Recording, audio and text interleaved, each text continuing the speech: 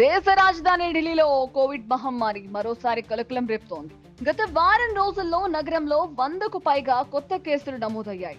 2020 నుంచి ప్రపంచ వ్యాప్తంగా లక్షలాది మంది ప్రాణాలను బలిగొన్న ఈ వైరస్ మళ్లీ పుంజుకోవడం ఇప్పుడు ఆందోళన కలిగిస్తోంది. ప్రస్తుతం దేశవ్యాప్తంగా మొత్తం 1000కి పైగా యాక్టివ్ కేసులు నమోదైనట్లు కేంద్ర కోవిడ్-19 సమాచార నివేదిక వెల్లడించింది.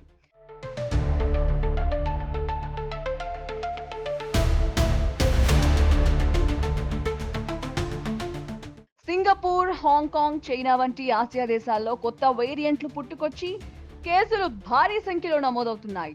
ఇక భారత్లోనూ కోవిడ్-19 కేసులు గత వారం 10 రోజులుగా పెరుగుతూ ఉండడంతో ఆందోళన నెలకొంది. అంతేకాదు, భారతదేశంలో ఇప్పటి వరకు 4 కరోనా మరణాలు చోటు చేసుకున్నాయి.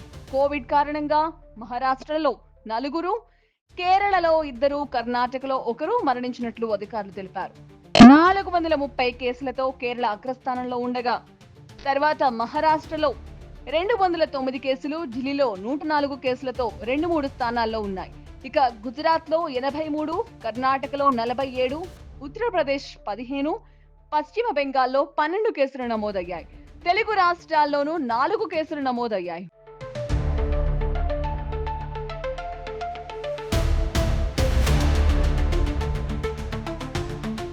ప్రస్తుతం ఈ కరోనా కేసులకు JN.1 వేరియంట్ కారణమని వైద్యులు భావిస్తున్నారు. ఇది ఒమిక్రాన్ BA.2.86 వేరియంట్ నుంచి వచ్చింది. మొదటిసారిగా 2023 ఆగస్టులో దీన్ని గుర్తించారు.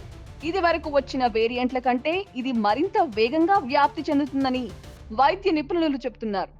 అయినప్పటికీ ప్రజలు తగిన జాగ్రత్తలు తీసుకుంటే ఆందోళన చెందాల్సిన అవసరం లేదని వైద్య నిపుణులు, ప్రభుత్వ అధికారులు చెబుతున్నారు.